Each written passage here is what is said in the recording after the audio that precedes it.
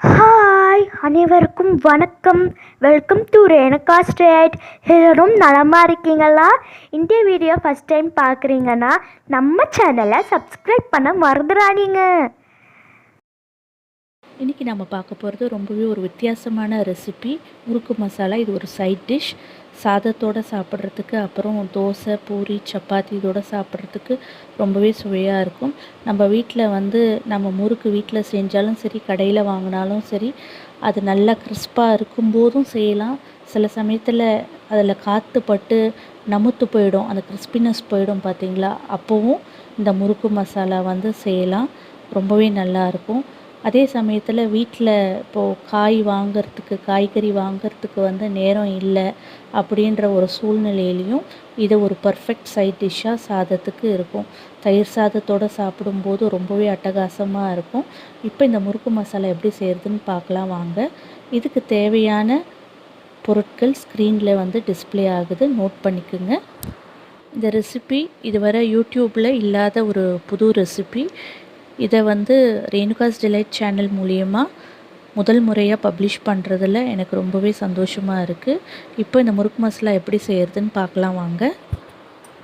வெங்காயத்தை பொடியை நறுக்கி வச்சுருக்கேன், ஒரு பச்சை மிளகாவை கீறி வச்சுருக்கேன், கருவேப்பிலை கொத்தமல்லி எடுத்திருக்கேன், தக்காளியை நறுக்கி வச்சுருக்கேன், இஞ்சி பூண்டு இடித்து வச்சுருக்கேன், முறுக்கு எடுத்திருக்கேன். எந்த வகையான முறுக்கு வேணாலும் நீங்கள் எடுத்துக்கலாம். முறுக்கு கையாலேயே லேசாக நொறுக்கி வச்சுருக்கேன். அப்புறம் ஒரு கடாயில் எண்ணெய் சேர்த்து சோம்பு சேர்த்துக்கிறேன், கருவேப்பிலை போட்டுக்கிறேன் தாளிப்புக்கு. அப்புறம் வெங்காயத்தை நறுக்கி வச்ச வெங்காயத்தை போட்டு வதக்கிக்கிறேன். மஞ்சள் தூள், கல் உப்பு சேர்த்துக்கிறேன். வெங்காயம் கொஞ்சம் வதங்கினதுக்கப்புறம் இடித்து வச்ச இஞ்சி பூண்டை சேர்த்துக்கிறேன், அதையும் சேர்த்து வதக்கிறேன். பச்சை வாசனை போகணும்.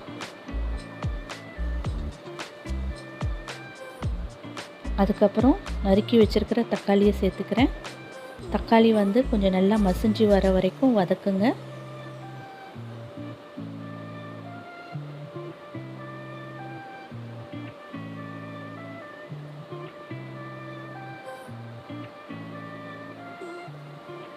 இப்போ தக்காளி ஓரளவுக்கு நல்லா மசிஞ்சு வதங்கிடுச்சு.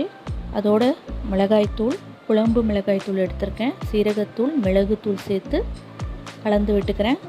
அப்புறம் கரம் மசாலா சேர்த்துக்கிறேன், அதையும் சேர்த்து கலந்து விட்டுட்டு 1/4 கப் தண்ணீர் சேர்த்துடுறேன்.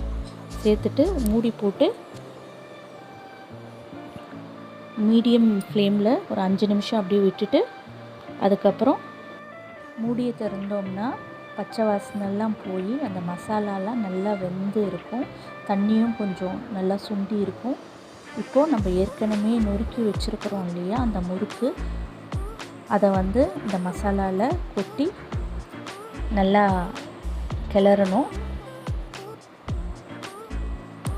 கிளறிட்டு அப்படியே ஒரு 2 நிமிஷம் மிதமான தீயில், மீடியம் ஃப்ளேமில் அப்படியே விட்டுடலாம்.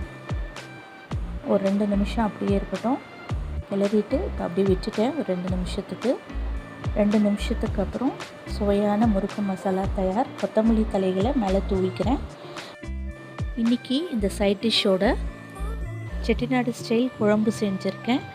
இந்த குழம்பு செய்கிறதுக்கான வீடியோ லிங்க்கை டிஸ்கிரிப்ஷனில் கொடுக்குறேன், தேவைப்படுறவங்க போய் பாருங்கள். என்ன ஒரு சின்ன வித்தியாசம்னா, முள்ளங்கிக்கு பதில் உருளைக்கிழங்கு போட்டு பண்ணியிருக்கேன். முறுக்கு மசாலா சுட சுட தயாராகிடுச்சு. நீங்களும் இந்த ரெசிப்பியை ட்ரை பண்ணி பார்த்துட்டு உங்களுடைய மேலான கருத்துக்களை என்னோட ஷேர் பண்ணுங்கள்.